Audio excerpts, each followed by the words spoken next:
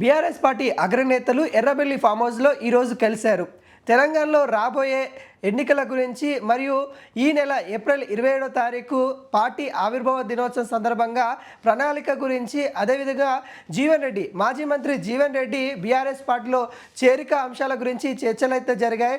మొన్న కేటీఆర్ వారం క్రితం కూడా ఇటు అమెరికాకి వెళ్ళిన నేపథ్యం కూడా చూసాము. అక్కడ కొన్ని సమావేశాలకి తను వెళ్ళి హాజరయ్యారు. ఈరోజు ఉదయాన్నే హైదరాబాద్కి రావడంతోనే ఇటు ఎర్రబెల్లి ఫామ్ హౌస్కి వెళ్ళినట్టు కూడా కనబడతా ఉంది. ఎర్రబెల్లి ఫామ్ హౌస్లో ఇటు హరీష్ రావు, కేటీఆర్, కేసీఆర్ ముగ్గురు కూడా భేటీ అన్నట్టు కూడా కనబడతా ఉంది. తెలంగాణలో ప్రస్తుత పరిస్థితులు ఏ విధంగా ఉన్నాయి, కేటీఆర్ అమెరికాకి వెళ్ళిన తర్వాత ఎటువంటి ఘటనలు జరిగాయి, వాటిపైన బీఆర్ఎస్ పార్టీ ఎలా స్పందించింది, అన్నీ తానే హరీష్ రావు నడిపించాడు మనమైతే చూస్తాం. అయితే ఈ అన్ని అంశాలపైన కూడా ముందు కార్యాచరణ ఏంటి అనే వాటిపైన కూడా చర్చలు అయితే జరిగినట్టు కూడా కనబడతా ఉంది. ముఖ్యంగా అధికార పార్టీ అంటే కాంగ్రెస్ పార్టీ అధికారంలోకి వచ్చిన తర్వాత అనేక హామీలు ఇస్తూ ముందుకైతే రావడం అయితే జరిగింది. ఆ హామీలు నెరవేర్చడంలో కొంత విఫలమైంది అంటూ బీఆర్ఎస్ పార్టీ ముందు నుండే చెప్తా ఉంది.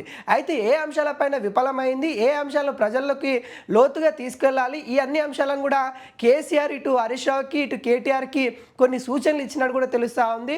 అదేవిధంగా జగిత్యాల సంబంధించి రాజకీయ వ్యూహాల గురించి కూడా ఇటు కేసీఆర్ కీలకంగా వ్యవహారాలు అయితే చెప్పినట్టు కూడా తెలుస్తూ ఉంది. జీవన్ రెడ్డిని ఖచ్చితంగా బీఆర్ఎస్ పార్టీలోకి తీసుకొని రావాల్సిన బాధ్యత కేటీఆర్కి అప్పచెప్పడం అయితే జరిగింది. అక్కడ భారీ సభ కూడా ఉండబోతా ఉన్నట్టు కూడా తెలుస్తూ ఉంది. 13వ తారీఖు, ఈ నెల 13వ తారీఖు ఆడ భారీ ఎత్తున సభ ఉండే నేపథ్యం అయితే కనబడతా ఉంది. ఈ నేపథ్యంలో జీవన్ రెడ్డికి సంబంధించిన సన్నిధులు కూడా ఇటు బీఆర్ఎస్ పార్టీలోకి రావడానికి కొంత సానుకూలంగా ఉన్నట్టు కూడా తెలుస్తూ ఉంది. ఇప్పటికే పిలుపునిచ్చినట్టు కూడా తెలుస్తూ ఉంది.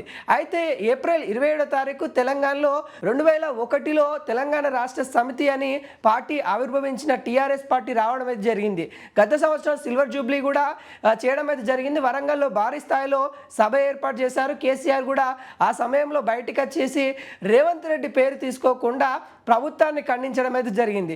మరోసారి కూడా కేసీఆర్ బయటికి వస్తారనే వాదనలు కూడా బలంగా వినిపిస్తూ ఉంది. ఈ నెల 27వ తారీఖు జనరల్ బాడీ మీటింగ్ ఉండే అవకాశాలు అయితే కనబడతా ఉంది. ఇటు రాష్ట్రం మొత్తంగా బీఆర్ఎస్ నేతలు ఎవరైతే ఉన్నారో వాళ్ళందరినీ కూడా పిలిపించుకొని ఇటు సభ ఏర్పాటు చేసే ప్రణాళికలో ఇటు బీఆర్ఎస్ పార్టీ కూడా ఉన్నట్టు కూడా తెలుస్తూ ఉంది. ఇప్పటికే పార్టీకి సంబంధించిన కీలక పదవులలో కీలక నేతలు అయితే ఉన్నారు. అయితే గ్రామ, మండల, రాష్ట్ర సంబంధించిన నాయకత్వం కొంత లోపం ఉంది, అక్కడ లీడర్ల కొరత ఉంది అన్నట్టుగా ఇటు పార్టీ భావిస్తూ ఉంది. దాంట్లో భాగంగానే అక్కడ లీడర్లను సైతం అంటే ఇటు మండల అధ్యక్షుల్ని, ఇటు జిల్లా అధ్యక్షుల్ని మరియు రాష్ట్ర అధ్యక్షులు కొత్తగా నియమించుకోవాలి. కొత్త నేతలకు కూడా ఇటు బీఆర్ఎస్ పార్టీ పిలుపునిస్తూ ఉంది. మరి ఈ అన్ని అంశాలపైన కూడా హరీష్ రావు, కేటీఆర్, ఇటు కల్వకుంట్ల చంద్రశేఖరరావు అలియాస్ కేసీఆర్ వీళ్ళు ముగ్గురు అయితే భేటీ అయి మాట్లాడుకున్నట్టు కూడా తెలుస్తూ ఉంది. మరి వీళ్ళు ముగ్గురు కలయిక కూడా తెలంగాణలో కొంత రాజకీయంగా ఇప్పుడు చర్చనీయంగా జరుగుతూ ఉంది. ఎందుకంటే వీళ్ళు ముగ్గురు రేరుగా కలుస్తూ ఉంటారు. ఇటు కేటీఆర్ కావచ్చు, హరీష్ రావు కావచ్చు, కేసీఆర్ కావచ్చు. వీళ్ళు చాలా సందర్భంలో కానీ ఇటు రాజకీయ ఏదైతే ఉద్రిక్త పరిస్థితిలో ఉంటే మాత్రమే కలుస్తారు. ఈరోజు హుటాహుటిగా హైదరాబాద్కి వచ్చిన వెంటనే ఎర్రబెల్లి ఫామ్ హౌస్కు కేటీఆర్ వెళ్ళడం, కేటీఆర్ వెళ్ళిన అనంతరం హరీష్ రావు రావడం, అయితే కేసీఆర్తోని వీళ్ళ భేటీ కూడా తెలంగాణలో బీఆర్ఎస్ పార్టీలో ఎటువంటి మార్పులు వస్తాయనే వాటిపైన అయితే చర్చలు అయితే జరుగుతూ ఉంది. ఇటు కల్వకుంట్ల కవిత గురించి కూడా అక్కడ ప్రస్తావ వచ్చే అవకాశాలు అయితే కనబడతా ఉంది. ఎందుకంటే తాను కూడా ఏదైతే టీఆర్ఎస్ పార్టీని మళ్ళీ ముందుకు తెరపైకి తీసుకొని వస్తా ఉన్న పరిస్థితి చూస్తాం.